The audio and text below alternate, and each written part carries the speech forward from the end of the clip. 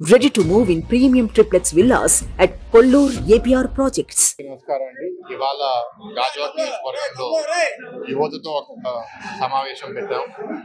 ప్రత్యేకంగా ఇవాళ రాష్ట్రంలో దెబ్బతిన్నది యువతే కాబట్టి వాళ్ళ భవిష్యత్తు కోసం ఈ ప్రభుత్వం ఏం చేసింది అని అన్ని వేలెత్తి చూపించే పరిస్థితి వాళ్ళు ఉంది. వాళ్ళకి ఎట్లాంటి ఉద్యోగాలు సృష్టించారు, ఇక్కడ ఎట్లాంటి పెట్టుబడులు తీసుకొచ్చారు. వాళ్ళు చాలా మంది యువకులు ఏంటంటే పెద్ద చదువులు పై చదువులు చదివిన వాళ్ళు ఈ నగరాన్ని ఈ రాష్ట్రాన్ని వదిలేసి ఇతర రాష్ట్రాలకు వెళ్ళిపోతున్నారు. వాళ్ళు వెళ్ళడం తప్పని అనట్లేదు, కానీ వాళ్ళకి అవకాశాలు ఇక్కడే కోరుకుని వాళ్ళ తల్లిదండ్రుల దగ్గర ఉండాలనుకున్నప్పుడు కూడా ఉద్యోగాలు ఉండిపోవడం అనేది చాలా బాధాకరమైన విషయం. అండ్ వీళ్ళు ఎంటైర్ జనాభాని ఏదో మభ్య పెట్టి ఏదో మాయ చేసి గెలుద్దామని ఒక ప్రయత్నంలో ఉన్నారు. వీళ్ళు ఏం నష్టపోయారని వీళ్ళందరికీ చూపించి భవిష్యత్తులో తెలుగుదేశం, జనసేన, బీజేపీ ప్రభుత్వం వచ్చిన తర్వాత ఇక్కడ ఎట్లా పెట్టుబడులు తీసుకుని రాబోతున్నాము, ఎట్లా ఉద్యోగాలు సృష్టించబోతున్నాము.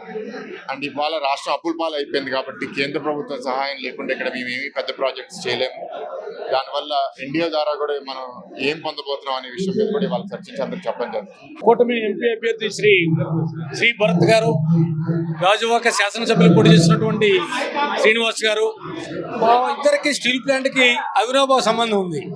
స్టీల్ ప్లాంట్కి మా ఇద్దరు అభ్యర్థులకి, పార్లమెంట్ మెంబర్కి, అసెంబ్లీ మెంబర్కి స్టీల్ ప్లాంట్కి అవినాభావ సంబంధం. ఆయన స్టీల్ ప్లాంట్ పరిరక్షణ కొరకు స్టీల్ ప్లాంట్ అమ్మేస్తుంటే 9 రోజులు దాదాపు ప్రాణత్యాగం చేయడానికి సిద్ధమై ఆమరణ నిరాధక చేశారు.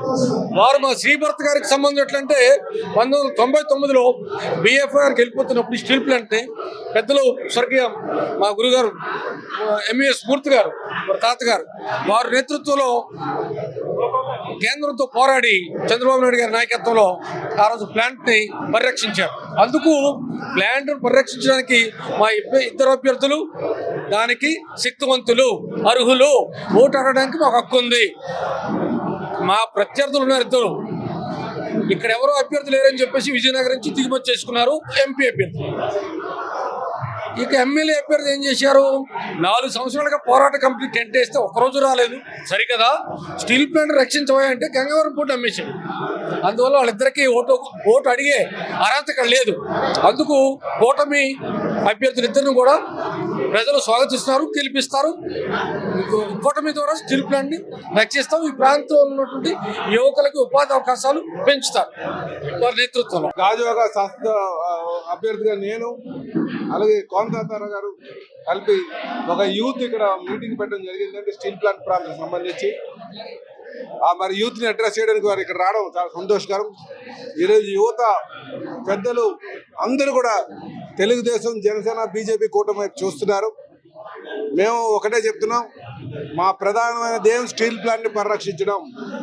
రేపు ఎమ్మెల్యే ఎంపీ కాంబినేషన్ ఉంటే అటు మినిస్టర్ ఆఫ్ షిప్పింగ్ కావచ్చు, కేంద్ర మంత్రి మినిస్ట్రీ ఆఫ్ స్టీల్ కావచ్చు, లేకపోతే కేంద్ర ప్రభుత్వం మీద కావచ్చు, మన ఒత్తిడి తేడానికి ఇక్కడ తెలుగుదేశం తరపున అలాగే ఎమ్మెల్యేగా, ఎంపీగా 2 కూడా గెలుచుకుంటే మన హక్కులు సాధించవచ్చు అని చెప్పి సందర్భంగా తెలియజేస్తున్నాం.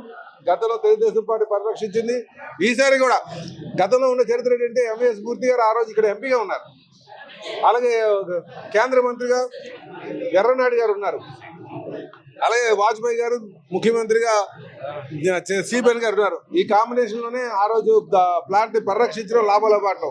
మళ్ళీ ఈరోజు ఖచ్చితంగా ఎంపీగా భరత్ గారు ఉంటారు, కేంద్ర మంత్రిగా రామ్మోహన్ ఉంటారు.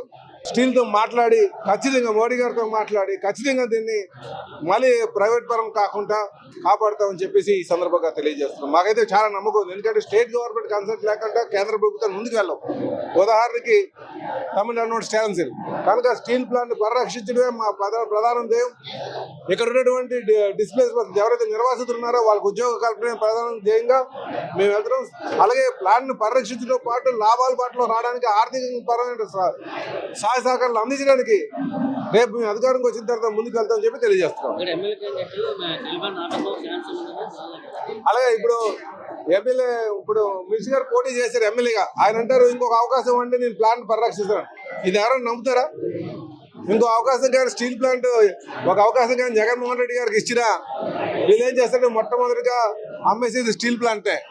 గతంలో గగవర్ పోర్ట్ ఎలాగ అమ్మేశారో స్టీల్ ప్లాంట్ అమ్మేసి దాంట్లో వాటా కొట్టేద్దాం ఆలోచనలు ఉంటారని కూడా ఈ సందర్భంగా ప్రజలు గమనించాలని చెప్పి తెలియజేస్తారు. సుమన్ టీవీలో మీ పర్సనల్ అండ్ బిజినెస్ ప్రమోషన్స్ కోసం కింది నెంబర్కి కాంటాక్ట్ చేయండి.